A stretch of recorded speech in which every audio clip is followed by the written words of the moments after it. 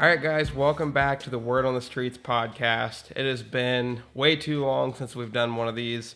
Highly requested that we get back on these.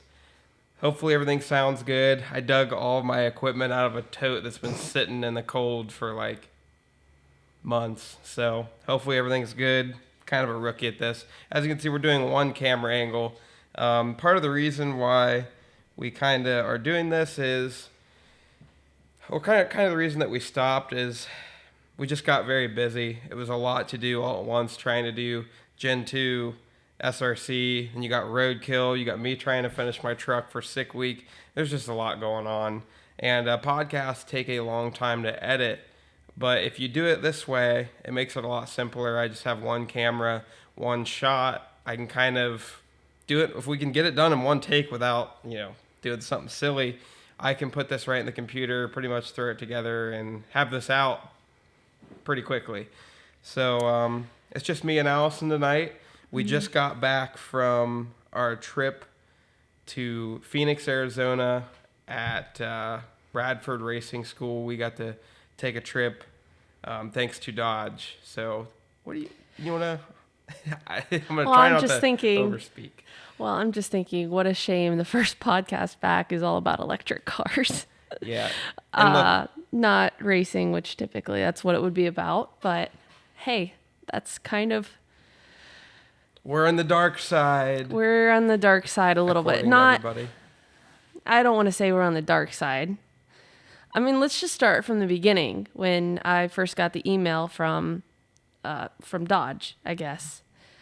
I'm going to be honest. I almost said no because they started the email out with something about electrification. And that about made me just delete the email right away. Because, if we're caught in an electric car, right. That's like, we're caught red-handed. Like, that is first-degree murder, and our audience is so against electric cars. But I mean, I wouldn't say I'm necessarily against electric cars. I just have zero interest. It's not really something... I don't know. We cold starting our small blocks in the morning when it's 40 degrees and listening to the cam and... Yeah. Yeah, pretty much. American. And, just gas lovers, I guess. Just the word electrification, just... Yeah. It's scary. Scary, but very cringy, too. Very cringy. I physically cringed, but... I'd like to call time out. We are assuming that everybody has watched our video on Gen 2 at this point. You guys probably coming from that. These two videos will probably drop on the same day. So... Yeah, just want to get that out of the way. Yeah.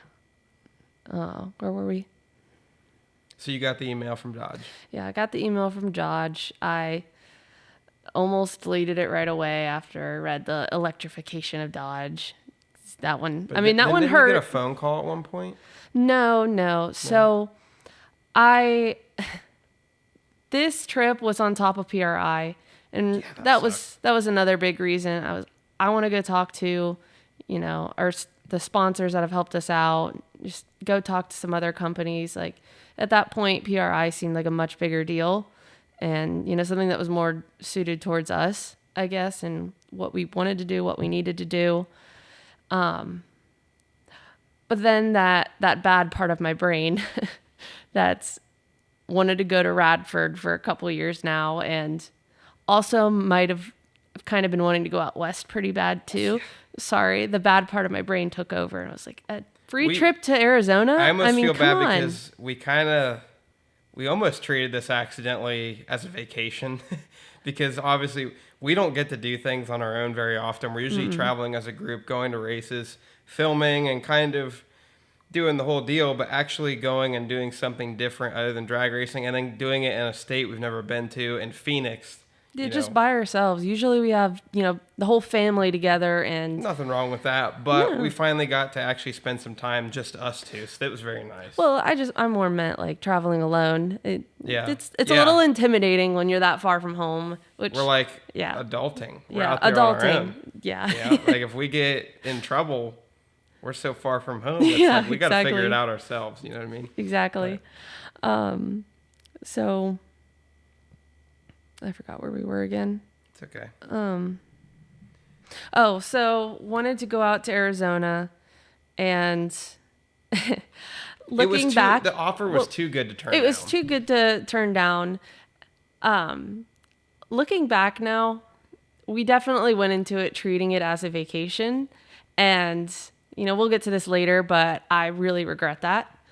After the fact. After the fact, I mean, we've never done anything like this before. Reviewed a car. I mean, we don't know how. We've never. No, we don't know how. I've watched car reviews before, but I've never really paid attention to how you should. And in my mind, we were reviewing the car, but until you watch these people that actually review cars for a living and have a YouTube channel based around driving these cars and reviewing them and nitpicking them down to every little button on the steering wheel. Yeah. That's when you realize, we might have not have done this right. Yeah. we weren't even prepared with like the amount of cameras we should have had. And we can only bring so much on the plane, and we only have us two, the filmers, so it's like we're supposed to be on camera, but we don't have anybody that films for us. So we just we're on the fly. You know what I mean? Yeah. Yeah, there was that. But, after the trip, we both reflected a lot, and we're like, oh, we could have done this better, this better, this better. And I will say, if we ever have an opportunity like this again, hopefully when the hurricane one comes out, just had to throw that in there. If we ever have an opportunity like this again, we will be much more prepared. Hindsight's always 2020. It is always 2020. I had no idea that we would go into this, and one, that we would have so much fun. Two, that we would actually be interested in reviewing cars. I mean, not that I want to do that full time or anything, but it was fun to like.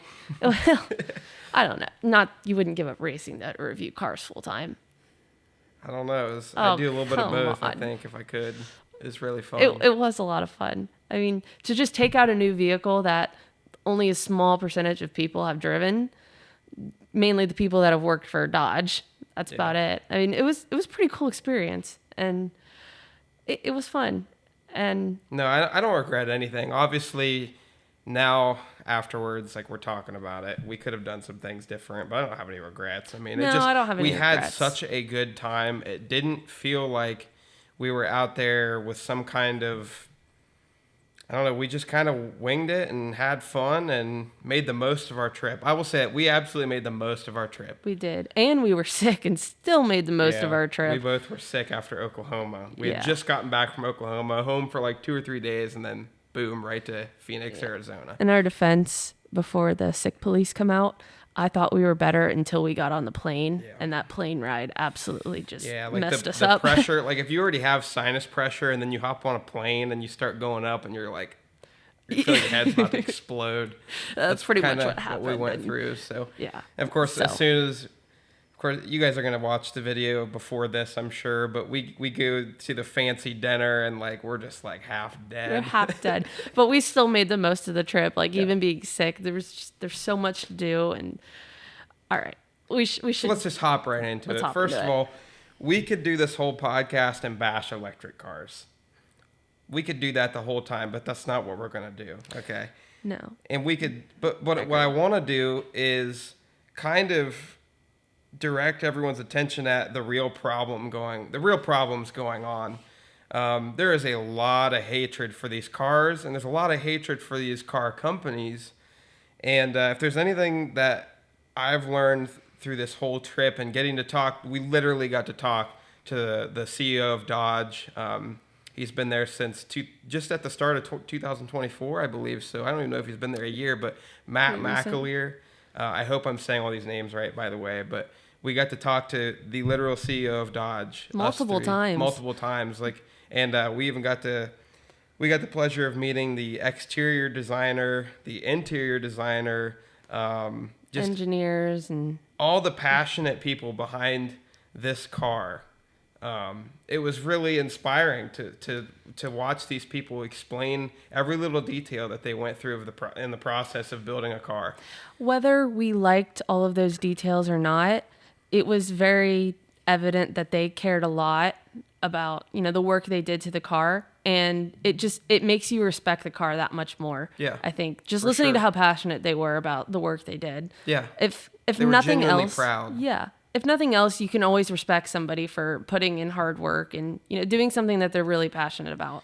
I'll stand behind that. That's the thing, man, is some of these people reviewing these cars too, I don't think they've been to a car plant or a manufacturing facility of any kind, because, not that I have, but I have a couple hints at it, and I understand that it's not just, throw something together on four wheels and make it fun, fast, and reliable and meet all the regulations, right? It's very difficult. And, getting to talk to all the people involved in the cars too is kind of eye-opening, because when you think of Dodge, you just think big company. You don't actually think about the people that are there working. Yeah, like think it's all corporate. Just it's a bunch of guys in suits and ties, and it's not like that. Like I'm only going to speak about the people that were there. And I'm actually guilty for thinking. Oh, I'm guilty too. I'm very guilty. I was thinking, man, we're going to go into this thing. It's going to be suits and ties. I'm so mad at Dodge for this whole electric car thing, but it shouldn't be. I was wrong. I'm not afraid to admit when I'm wrong. I was wrong. Like, it's not as black and white as I thought it was. Every time I see one of these car companies come out with an electric car, I think, oh my God, like it's all done. Like it's over with. Like we're never having gas cars again, and it's the company's fault and all this, that, and the other. But yeah. Well, so I mean, there's so many places where we can start, but let's get into reviewing the car before we get into the nitty gritty. Yeah, I think that's what people really want to know. Yeah. So, to summarize, we liked the car. Obviously, how could you not? We liked it. For people like us but we're not supposed to like this car. No, we're the not. last people on earth that are supposed to enjoy this car. Just because of our backgrounds, and we kind of joked, like, my daily driver is a 1994 OBS Chevy Silverado with no cab corners, no exhaust, all rusted off years ago. Sounds horrible. You can hear it from miles away. I drive a 2010 Wrangler, 200,000 miles. I drive a rectangle. You know what it is. And she drives a tall square. Giant toaster. So, and I think the fastest thing that we've driven around turns is probably her dad's VW, honestly, before this. And then, as of newer cars that we've driven, the Hornet for a week. The Hornet. Yeah, the Hornet was probably the nicest car going around turns we've ever driven. Like, I thought that thing was a freaking Ferrari. Missile. It just, it was... We're just not used to these cars. No, we're not used to it. You put people like us in these cars, and it's like, obviously we love it. Like, this is incredible. Like, it drives so nice, and it gets such great, fuel mileage, or I guess battery. The Hornet was a hybrid. Range. Right. Okay, we'll say range. But who cares about that stuff? That's not why they built this car. You watch these interviews with Matt, and he's like, I think there was an interview he did at Roadkill. He was like, if we were talking about like range and all the stuff, we'd be focused on it being an EV, but we're talking about trying to make something cooler than just an EV. We're talking about its looks, its sounds, how it drives, how fast it is, and not its range and how comfortable it is and all that stuff. So I don't think when they launched this car, and of course they're doing with the hand that they've been dealt, but I don't think they were trying to make some kind of jelly bean car. I mean, that's evident. No, absolutely not. I mean, if they were, they would have made it a lot skinnier. They wouldn't have put it on such big tires. Just a lot of things would have been different. They wouldn't have gave it a drive shaft. Oh, it would have had 4 doors to start with. Yeah. We'll get into that. Yeah. So, okay, so let's review the car. Brakes. Phenomenal. I've never felt brakes like this before. They had us do an acceleration test, which is just... They had us launch from a dead stop on bare asphalt. They marked it off to 1,000 feet. They said slam on the brakes after 1,000 feet. She's making her first pass. I'm riding passenger, and we're going. And this thing left pretty good. It was literally white smoking the front tires, like looked like the unicorn out there. It was insane. And so this thing gets going. I see 85, 90, 95, 100 mile an hour. She's going across 1,000 feet.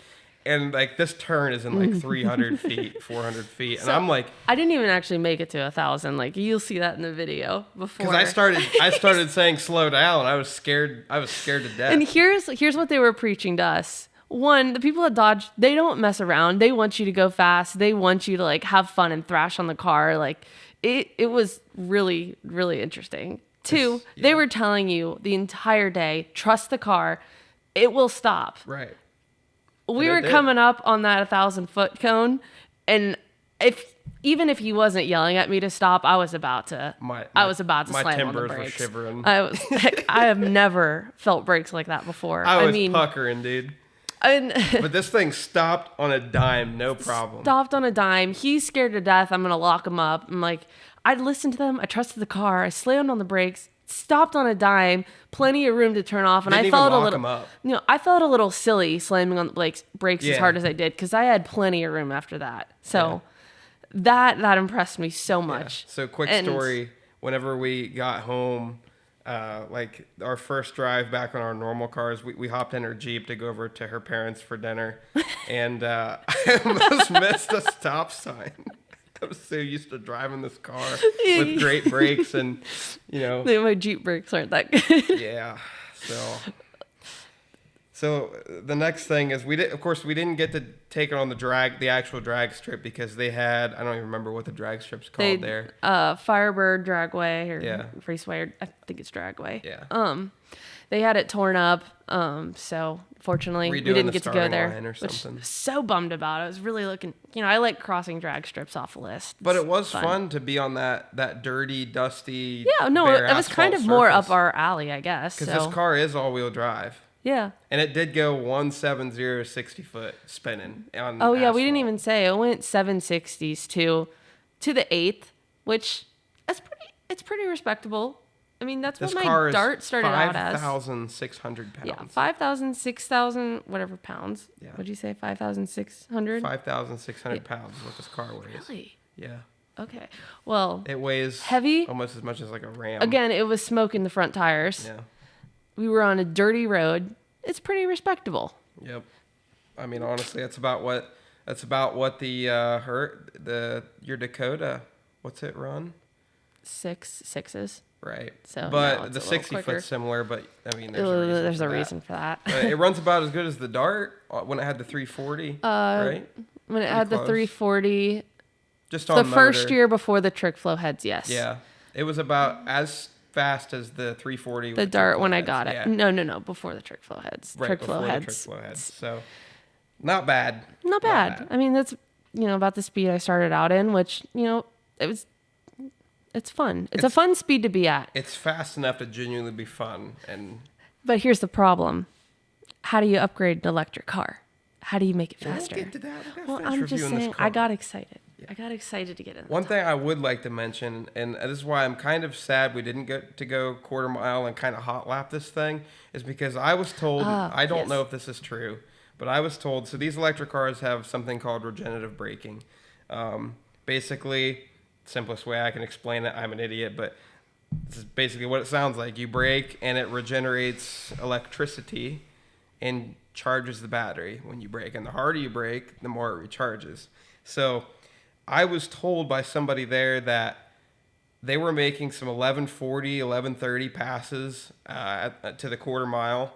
And they were actually braking so hard after the pass that it was neutraling out the battery it used on the pass. It would only use a little or almost neutral out. I don't know if that's true. I really would have liked to put that to the test because that's a pretty insane thought. You know what I mean? Like, these cars have zero turnaround. They hardly have to cool down, I feel like. I mean, I'm not sure. I didn't see any overheating lights for how hard we were driving it all weekend. It's not like the battery or I'm sure the things are water cooled. I have no clue, but I don't know how these things work. But I mean, there's almost no turnaround. You don't have to, if that's truly the case, it's not like you have to get out after every pass and put fuel in it and do all this, which is normal stuff, but it's just one of the small pros to having an electric car. I'll just say that. Mm-hmm. Well, what's next on the list? Handling. I mean, to us, this car handled like an absolute Again, I drive a Jeep. Yeah. I mean, anybody who's ever driven a Jeep, actually, anybody who's ever looked at a Jeep just knows it does not handle well. Right. We weren't used to it, but you give us this car that we've never driven anything like it. Obviously, we're going to think it's a freaking McLaren. You know what I mean? So to us, it handled great. Yeah. We've watched several reviews from other people who have driven the car. Haven't watched a good one. Have not watched a good one about the handling, which in my mind, I can't comprehend that because I thought it was phenomenal. The car was doing absolutely everything I was asking it to do. We were going on these mountain roads. We had a 50-mile cruise is the first thing we did on this trip. And I let her drive first, and she's going up this mountain, and oh my God, it was freaking beautiful. Just ripping up the mountain. Like these just really sharp curves. They were 15-mile-an-hour curves. This is a switchback mountain road, and she's taking these turns at 35, 40, some of the wider ones 45, and I mean, just getting after it. And on the brakes because someone was in front of me the whole time too. Yeah. I mean, we probably could have been. I was going fast on the way down, so I finally caught up to somebody. But I had it up to on the skinny mountain road, which is probably dumb, but I had it up to 80 on a straightaway. And I brake, and I'm putting this thing into turns, and going like again 35, 40 through 15-mile-an-hour turns. So I didn't feel like this car was bad at handling at all, but apparently to all these other people that drive a lot of these cars, it didn't handle well. And it's just, I couldn't believe it. I can't believe that either. I mean, again, we might just not know any better, but I still can't comprehend how all these people are saying it doesn't handle well. When again, we were beating on it, we were thrashing on it, and never even thought about like getting out of control or like and this car made us struggle to go where we needed to go. Like it did what it was told. Yeah. I mean, and this car is again 5,600 pounds, and it's taking these tight turns at 40 miles per hour. Like, but this is the thing about these battery powered cars is all of the weight is in the bottom of the car. The battery, the motors are very low in the car, so they're pretty glued, especially when you got a 305 wide tire on the front, and they had 325s on the back, and it's all-wheel drive. So I mean, this car was not coming unglued at all. Which some people don't really like all-wheel drive. They like rear-wheel drive. They like to feel the back end kick out, and that's one thing. But this car is it's on rails. You know what I mean? Yeah, Maybe it had a little understeer here and there when I'm way over driving it on the track, but. Honestly, I think that's just more of a preference thing, though. And I mean, to us, I mean, we're probably more likely to kind of like the all-wheel drive. Like the all-wheel drive it feels because safer. Well, it feels safer. A just like in drag racing. Well, and I wouldn't say we're big drifters or anything either. Like that's not really something we have interest in. So the all-wheel drive is better for us, but maybe it's not for somebody else. So that's not necessarily something that you can get mad at Dodge for, which I see a lot of reviewers doing. Like it's more of a preference thing, in my opinion. So moving right along, let's just get it out of the way now. The sound. This is the kicker, right? So the sound of this car actually wasn't as bad while driving it. I thought it was the stupidest thing when we heard this thing start up at Roadkill. I thought it was just silly. The spaceship sound, it's ridiculous. I mean, everyone pretty much agrees that it sounds like it was recorded on a phone. I don't know how they couldn't possibly get it to sound more high quality. Like Chinese speakers and I wanted no sound until we started driving around with no sound and thrashing on it. And then it was really boring. So, we turned the sound back on because that's something that it was necessary, in my opinion. It gives you feedback. It gives you feedback. Or else you don't understand your rate of acceleration or your speed. I mean, it feels one way, but that's a whole other sense that you're missing. If you don't have sound, you can't hear the engine revving, even though there's no engine. You can hear the motors barely, as you accelerate, you can kind of hear the motors whining, but when you actually turn on the sound, it does help, and it doesn't sound fake in car. They even have when you let off the gas, which I didn't realize this while we were there, but watching the videos back, there's actually like a blow off valve sound or like some kind, it kind of pops or crackles, and To think about it, it's kind of ridiculous, but it's better. I think it's better than not having it, because if it was just a silent EV, then it would suck. So boring. I mean, we were driving it up the road in auto, and it's just boring. Like, you don't feel like you're in a fun car. If you want that, maybe you're driving to work, you have that option. That's cool. You have that but option. If you're like thrashing on the car or anything, like, it's better to have the sound, believe it or not. And I feel weird saying that, because I really hated on the sound at first. Why is that a thing? That's the dumbest thing I've ever heard. But yeah, a lot of people hate it, and it's like the joking point of the car. And I don't think it doesn't have to be. I think they could have done a better job. And what I would do, if anybody from Dodge is listening to this, I'm begging you, make it so that it's customizable. Like, I want a drop-down menu that I can select my camshaft. Like, if I want to make this thing sound like a 2J, a rotary, a Hemi, a freaking small block Chrysler, it should just be in there. They should just have these things and be able to customize it. And that would make no spaceship sounds. Yeah, no spaceship sounds. The initial startup, and when you shut the car off, it's really, really bad. And I know that's harsh, laughable. and I hate being harsh, but it's really, really bad. I'm telling you, they started it up in the presentation, and every single person in the room is just like side-eyeing each other. Nobody like, likes are we it. supposed to clap? Like, this is bad. Again, if they do anything, just get rid of the starships and noises. Just get rid of that sound. It's horrible. It's just corny. I know what they were trying to do. I know what they were trying to do too, and I didn't end up hating the sound as much as I thought I would. Like, again, I liked it in the car, but the initial startup and the shutdown it needs some improvement. When we start it, you keep it in auto, that way it doesn't, and then once you get driving, then you put it in sport, and then the sound kicks on, so you don't have to listen to it actually start up. Yes. But so that's like the big Achilles heel of the car is you almost feel like you're in a muscle car until there's just not a V8 in it, and there's not a rumbling. It has speakers for exhaust, and unfortunately, in my opinion, it can't be a muscle car without a combustion engine. At least I don't even know if with the T6 I'd still consider a muscle car. I don't know, but I feel like a muscle car at least has to have a V8. I know they kind of joked about it in their briefing, as it's like everyone always thinks that a muscle car has to have a carburetor, a V8, and it has to be loud and obnoxious, which it does. I think it does. Like, I know some people hold on to the past and don't like change, but you just have to. I told Matt McAleer this too. I told him, I was like, I don't think it's a muscle car. When we were talking to him, I'm like, but it's almost a compliment. I'm like, this car belongs in its own genre. It's its own category. There's nothing else like it.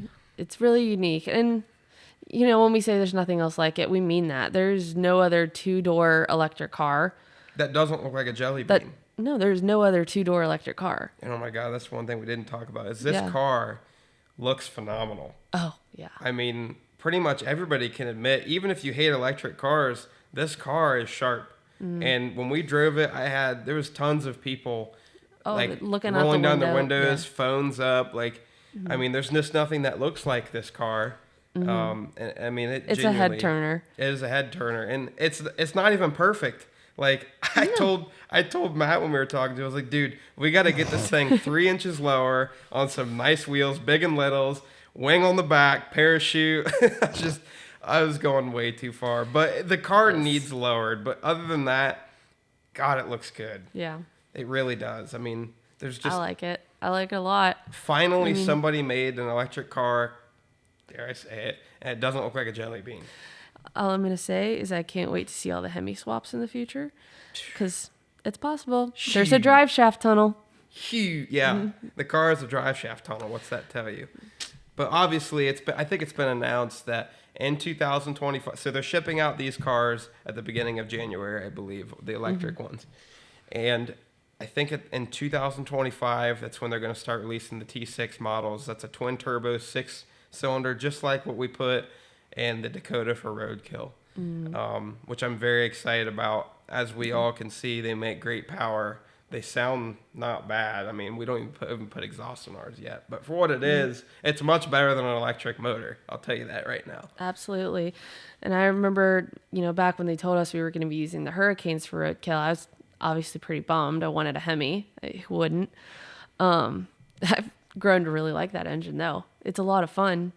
It really, really, really impressed us. I mean, we were hoping for high 10s in the quarter, and it ended up going low 10s. I mean, and it's a 9-second truck with a little bit of tuning. Absolutely. I mean, we haven't even reached full potential of, just the stock tune. I'm not even... Yeah, just the stock tune. I mean, once we unlock it, then who knows what we can do with it. But so get this. So the electric version of this car, like I said, weighs 5,600 pounds. It's another kind of talking point. It's definitely something to talk about, like these electric. But I mean, I don't think there's any way to get around it because you got this enormous battery, and you have to have the range and the power that it's making. Again, this thing is making 670 horsepower, at least the Stage 2 Scat Pack. The RT model only makes, I think, 520, 530, somewhere in there. But still, it carries the weight well. But I'll say this: when the T6 model comes out, it's going to be 1,000 pounds lighter. 1,000 pounds lighter. It's all aluminum. All aluminum, right? But I mean, just the amount of weight you lose getting rid of all the battery junk is insane. Getting rid of all the battery junk in one of the lightest engines. Which is going to make it so much faster, too, being 1,000 pounds lighter. You're going to be down to 4,600 pounds, which is about the weight of... I mean, we'll just put it for reference. Like, my Dakota with me in it probably weighs 3,300. Yeah. I'd say maybe even a little bit more because I don't think we've ever weighed it with a full fuel cell. So, I mean, I guess add 1,000 pounds on top of that. Right. What would that even out to? A couple, still 10s. Yeah. I mean, high 10s. I don't know. It's hard to tell. It's very early. Like I said, this is coming out 2025. But we are very excited for it. And I told Matt, I said, I think that car is what's going to bridge the gap for a lot of people. All these people that are just electric car, like it's Satan, like it's the worst thing to ever happen, which I would almost agree. Don't get me wrong. But it's going to bridge the gap for some of these people. And actually, they can start to like this car like it deserves almost. Because the outside of this car and everything but the electric part of it, it deserves some attention. Like, it is a good car. It doesn't deserve the hate that it gets. I would almost put the car in the muscle car category with the Hurricane in it because in my mind, like, to be a muscle car, you have to be able to modify it and make improvements, and it has to be fun. And just driving the engine around in my Dakota, it is so much fun. I'm hoping there's going to be an aftermarket someday for the Hurricane. I'd really like to get some stuff from my Dakota, but I think that will kind of make it feel more like a muscle car. Yeah.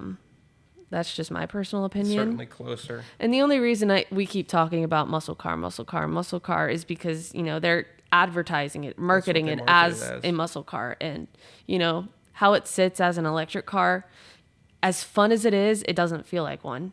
And as that's good just, as it handles too good to be a muscle car. Yeah, absolutely. And it brakes too good. And, we're not insulting the car. Like, it's just we don't agree with their marketing necessarily. But they got to market. It's a Charger Daytona. Yeah, it's a Charger Daytona. They have to. This is the thing is we're about to get into this. It's not their fault. It's really not. It had to be this way. It is what it is. Yes. Unless if you name the car completely something else and then call it a sports car or something, but that's not Dodge. It's just not. Yeah, but a big part of why the car looks the way it is based on the old Charger. I mean, the exterior designer took us through his process, and I see where a lot of inspiration came from. Yeah, I could see it, especially on the body lines. Like, to me, it looks good, and it does look like it evolved from a Charger. It looks like a Dodge, which makes me happy. It makes me happy that it's a 2-door. Chargers are supposed to be 2 doors. So yeah, it's just, I don't know. Like we said at the beginning, it's not all black and white. Like, we can sit here and say it's not a muscle car. It's not a muscle car. Yeah.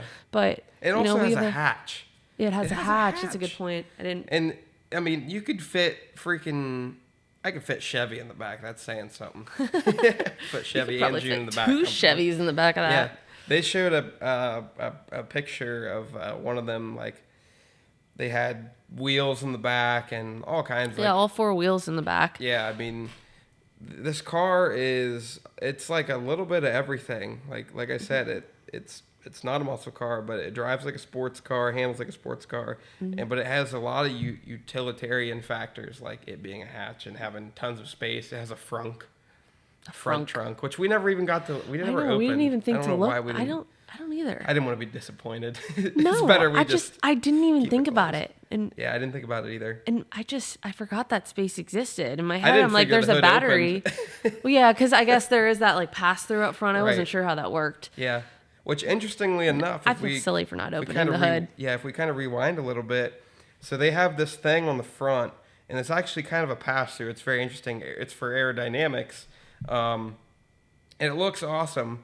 But the problem is when you go to put the T6 in this car, I've heard that they have to change the front end, and I don't know how much they're going to change it. I hope they can keep the looks very similar because the front of that car is what makes the car, in my opinion. But, since you have to go to the T6, first of all, it's a long engine, and you also have to put a radiator up front. Very, very tall, too, which I think is the problem. That's another, I mean, they might have to kind of redesign the oil pan and maybe a little bit of the exhaust. I don't know where you're going to put the turbos if you got a master cylinder there. I mean, this is stuff that we kind of figured out when we're trying to put the Hurricane and the Duster. It's like, how the hell do you put this thing in a car? But Well, I mean, it's A-body. It's Garrett tiny, Reed tiny. put it in a freaking Challenger, so how hard could it be? Yeah, I'm sure it'll fit. But they'll make it work. They're engineers. But of course, they're gonna have to change around the grill. They got to get airflow to the front of the car once they do the T6. I just hope it can look as good as it does now. Hopefully, they don't have to change it too much, because that's my favorite part of the car is the front. Which is funny because I don't think you liked the front of the car when you were looking at pictures before we left for the trip. No, I swear they changed something. Like when we saw it at Roadkill, I swear they changed something because the car looked. Maybe it's because we're looking at 4 doors. Could be. I think I just. Could be. and Yeah, there's that nothing car wrong with was 4 meant doors, to but- be a 2-door. Yeah. No, it looks so much better as a But 2-door. in this day and age, it's so hard to sell a 2-door. Yeah, really, that's not practical for most people. The people that are actually buying these cars, they want a 4-door. They want to put the kids in the back. They want They want a fun, fast family car. Yeah. There's nobody out there right now other than the Mustang, I guess, that's a 2-door, but they don't make Mustangs anymore, do they? Or do they still? They do? Okay, I don't know. I don't pay attention to Ford, honestly. Or Chevy. I don't either. Honestly, I stopped paying attention to Ford after the Mach-E incident, which I realize is now hypocritical because we were just talking about, prejudging Dodge for some of their decisions. So I don't know. Maybe I'll take a step back and look a little closer at what Ford's doing. Maybe I'm wrong about that too. I don't know. Okay, so I'm going to start steering this podcast in a little bit of a different direction here. This is a little bit of the deeper stuff. So I had made a Facebook post the other day on Gen 2, and I'll kind of summarize it. But here's the thing. When we first started our channel, we were SRC Photo. For those people that followed way back then, you kind of watched us transition into Gen 2 Garage. And we did a video a long time ago and probably had half the subscribers that what we do now, if that, explaining why it is Gen 2 Garage. And honestly, I didn't like our name at first. I'm not even sure if she liked it much at first. No, I feel like we were just struggling to pick a name, and then I was like, oh, well, this one's nice. I like the meaning behind this name. I just don't know if it's... Well, for me, I just didn't know if it had a good ring to it. I loved the meaning. It was hard to tell. I don't know. If people were I didn't know if gonna it was get gonna. it.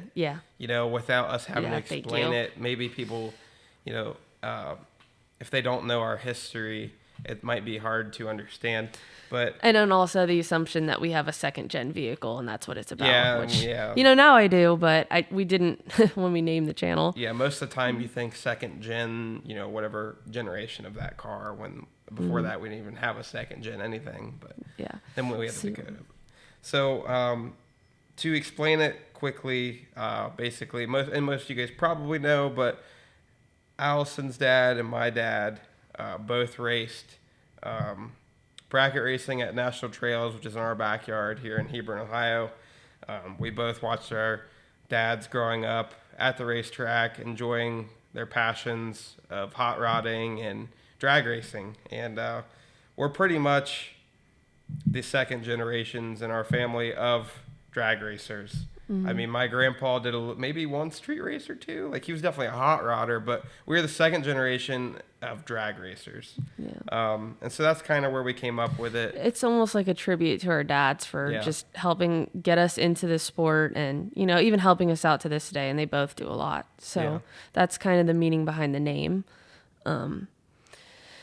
We don't exist if our dads don't exist, We don't obviously. exist. We wouldn't but be. Our passions don't exist if they don't somewhat in their timelines decide to start racing and liking cars. You know what I mean? It's like Honestly, a whole we timeline. started talking in the first place because Cars. Yeah, because of cars, because our dads raced together. Like it all kind of came full circle. And that's why I think we work so well. Is you know, first of all, it's hard. I don't want to get too far into this, but it's hard to find a good car girl in the first place that will put up with all of my car stuff. You know what I mean? It's so, but we work well together. That's a topic for another day. Yeah, the guy before you never wanted to come out to the racetrack with me, so Big he had fail. to go. Hard pass. Red flag. Big red flag. But yeah, so I mean, here's the thing though: is our parents grew up in pretty decent times. I mean, they missed the 70s a little bit. They but missed the really good stuff. But they still had the 80s and 90s, which obviously you had the gas crisis, which is kind of like what we are going through. Not a gas crisis, but they went through a period of time where they had cars that were god-awful, ugly, had stupid engines in them. You got like 560 cubic inch engines that make like 170 horsepower and these like Cadillacs and things.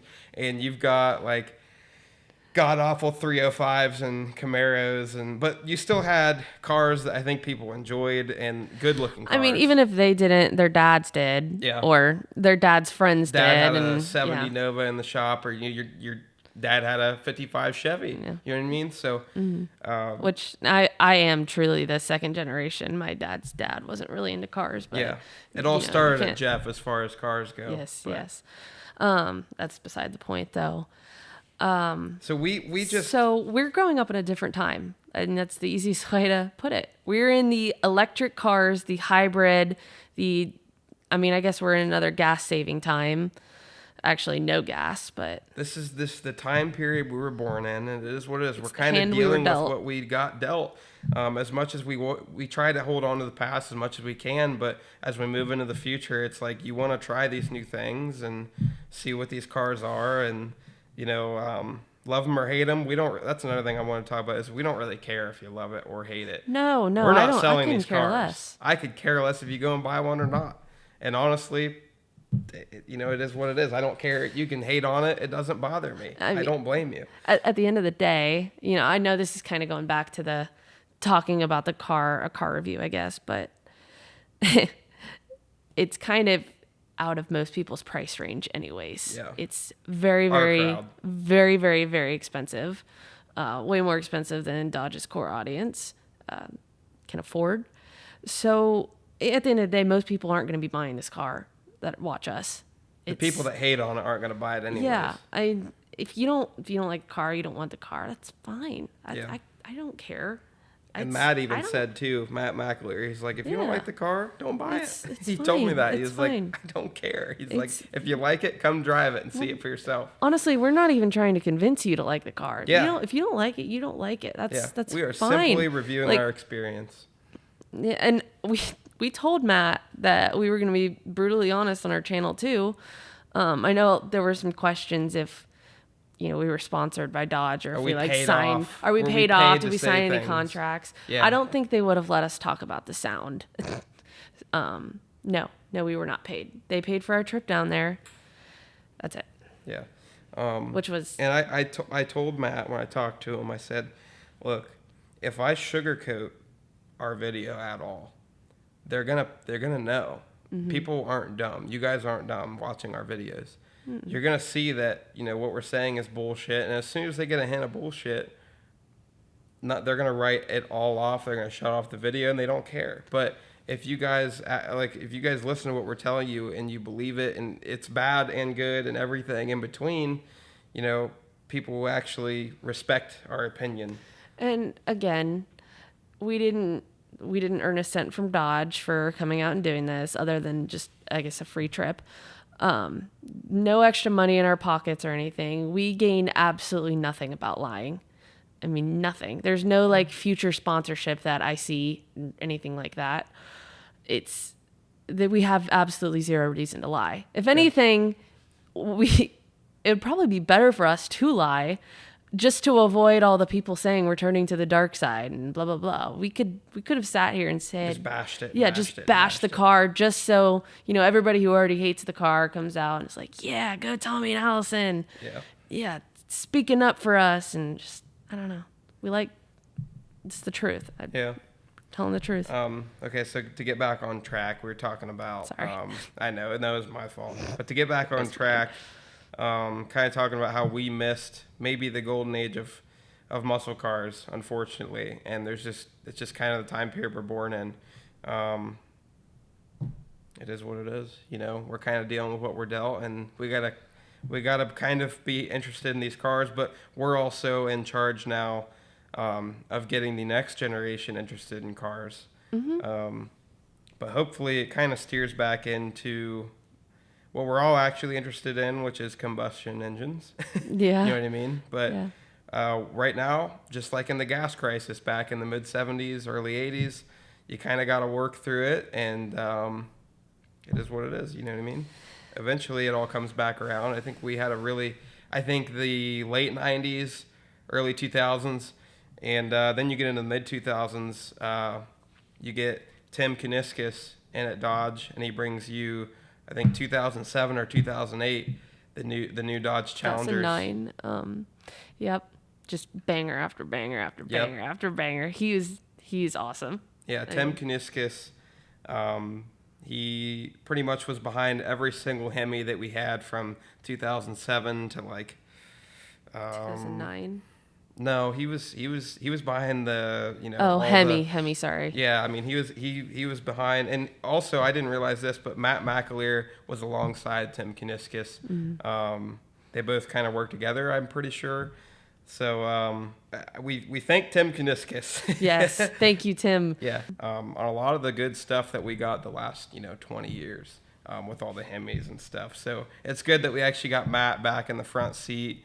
And Tim Kuniskis had briefly retired for maybe a year or two. I can't remember how long it was, but he's actually back at Ram doing the Lord's work. So can't wait to see what he does there. Yeah, so hopefully Matt can kind of steer things back in look, from talking to him, this past weekend, we learned a lot, and like we kind of talked about at the beginning of this podcast, is we're guilty of blaming these car manufacturers for putting out these BS electric cars that we're tired of seeing.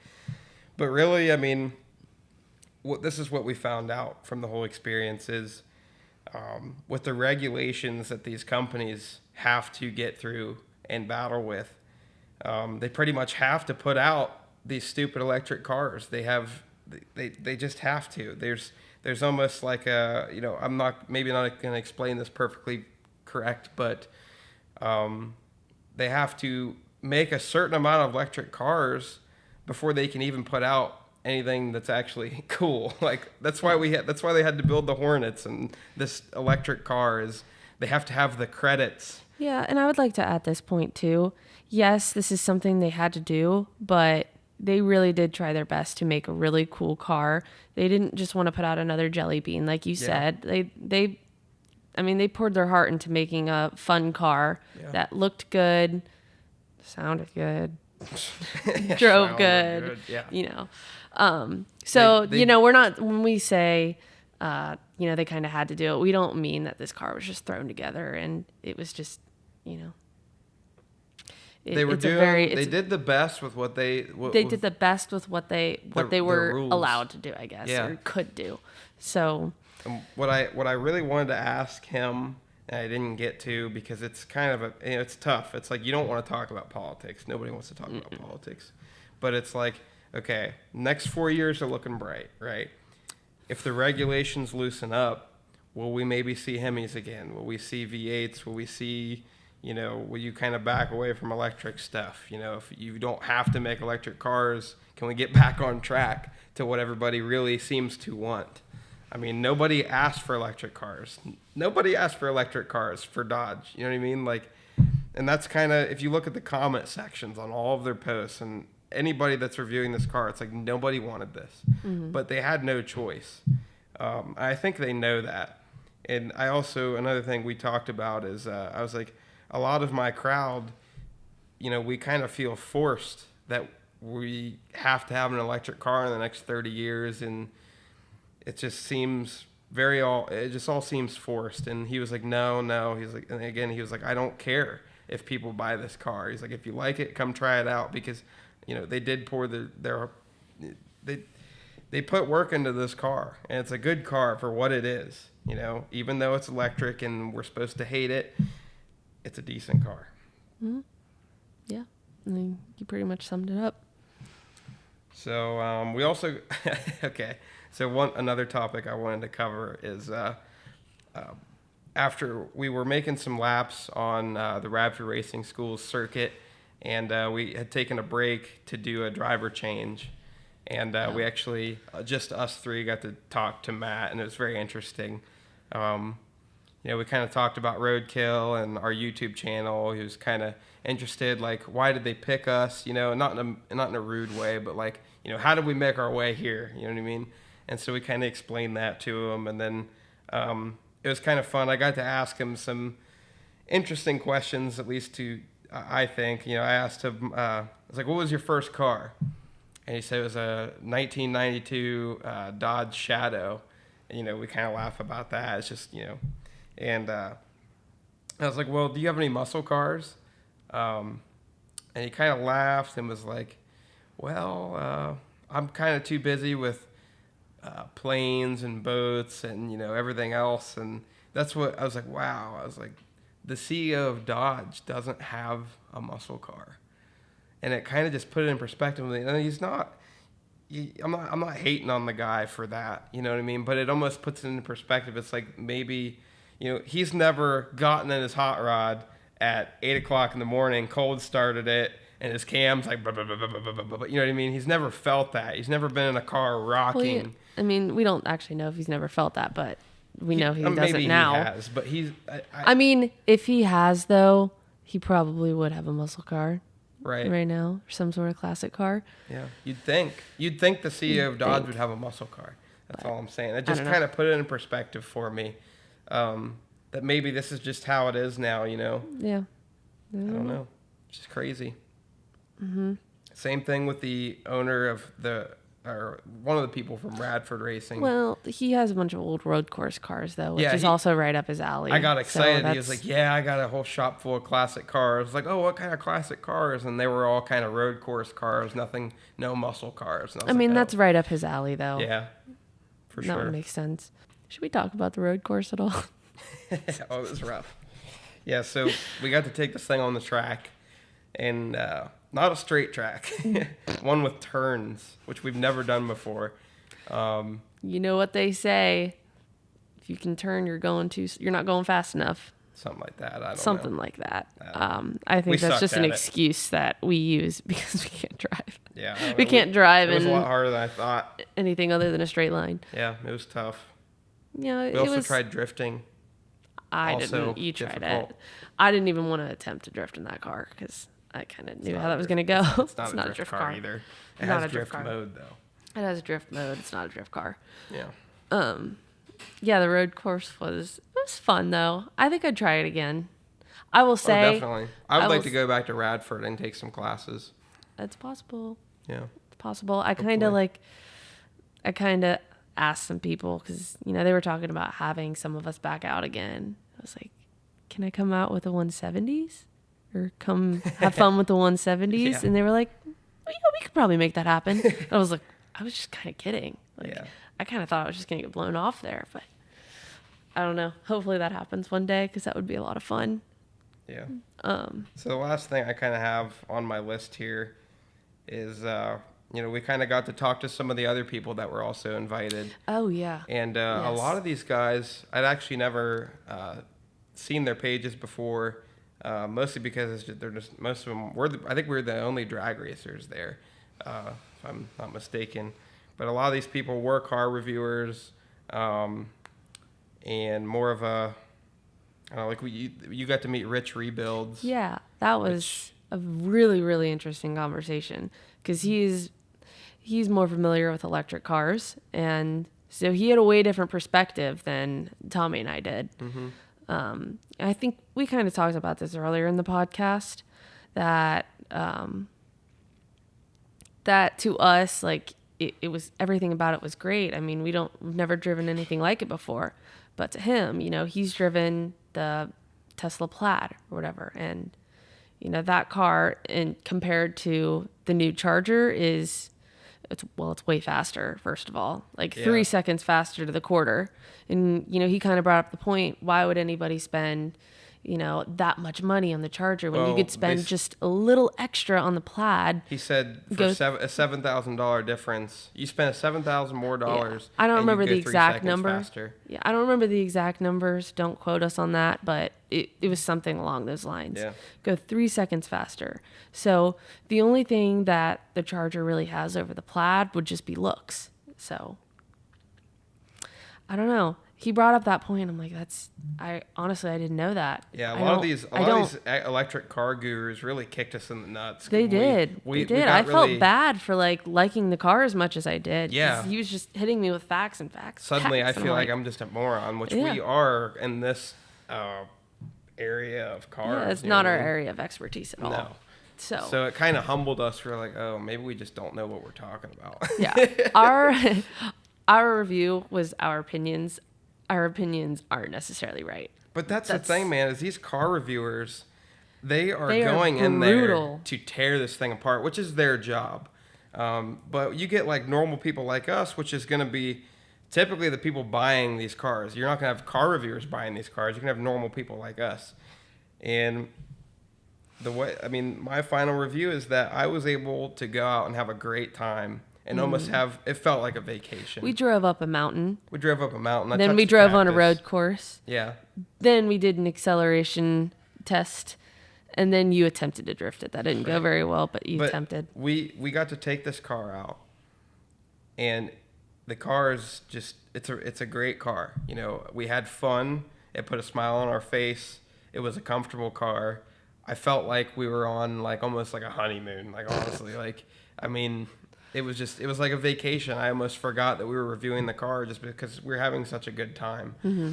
And some of that's just because of it was crazy for us to be in Arizona for the first time. The furthest west we had been before that was Oklahoma. Which was a week before. Right? And so just everything about it, that's why we kind of felt bad. It's like, oh man, maybe we took advantage of this, and it almost felt like a vacation more than us doing our job, which was supposed to be reviewing the car. But that's my review, is I enjoyed myself so much in driving this thing that I forgot to hate the car, basically.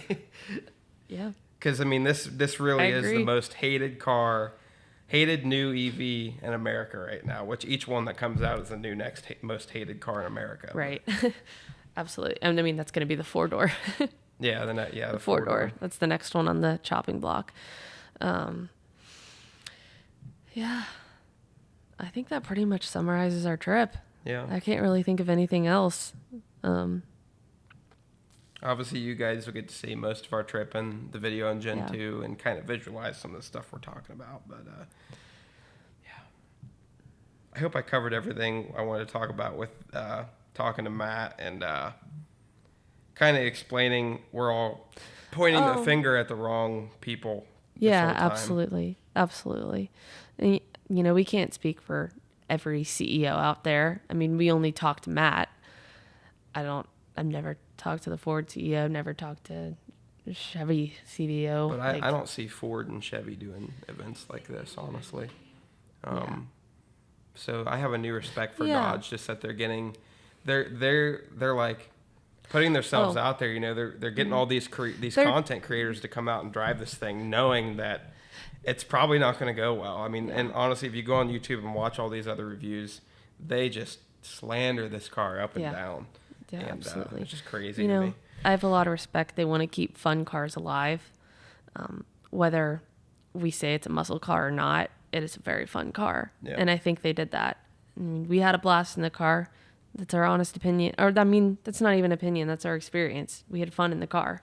Yeah. And as long as, if there's anything I hope people get from this is to, stop slandering the at least Dodge. Because I've actually, we got to meet all these people, and they're nice people. They're not suit and tie corporate bullshit. It's like these people actually have passions for cars, and they're real people. They're not robots. Yeah, they're real people. It's something we all forget, including Tommy and I. And even with how successful these people are, and they take the time out of their day to one, just fly us out and let us drive their car, but to actually stop and talk to me at the bar while I'm getting a drink and ask me, about the trip, and ask me how it's going, and ask me if I've posted anything. You know what I mean? Like, it was just awesome. It put everything in really, perspective. really great time. Yeah. Yeah. So, all right. I guess we're going to wrap this up. We've been going for an hour and 5 minutes. Really? Again, we're going to try and get back to doing podcasts. I hope you guys can still enjoy them, even though it's one camera angle. It's just a lot easier to edit and get these out with just one camera angle. I can pretty much put this on my computer, chop any stupid things out that we need to, and then get it up. So I know a lot of people were wanting us to get back on them. We'll try and keep on them a little bit, especially me and Allison. I don't know how much, Billy's so busy all the time too, but I don't know. We'll see where it goes, but it'll be nice to actually get one up on the channel and not just let it die, which I never intended to. Honestly, the main reason this happened is I had a spot in the old shop, our old merch room. We were doing them in there, and then everything kind of got moved when we built this shop, and everything just got kind of switched around. And I didn't really have a spot to do one. This isn't even a great spot. I mean, but I think the next one should be a Bill and Jeff podcast. Oh boy. We might have to make that happen. So, yeah, we appreciate you guys watching. Again, if you watched this for some reason before the Gen 2 video, make sure you guys go check out our trip to Phoenix, Arizona, and driving and reviewing this Charger Daytona. So, yeah, I promise if we ever do anything like this again, we'll be a lot more prepared. We kind of know what to expect. It was not on our bingo card. No, right? not at all. Not at all. I mean, we had no idea what to expect. So if there is a next time, we will be a lot better and more prepared. Yeah. And we'll start tearing into these cars. And nitpicking them like all these other car reviewers. Yeah, that was the other thing too, is I didn't watch any reviews beforehand because I wanted to go in with like a clean slate and just Glad my you own. did. I don't regret anything. No, I don't regret it. I don't regret anything either. Yeah. All right. All right. Thank you guys for watching, and we'll see you guys in the next one. Mm-hmm.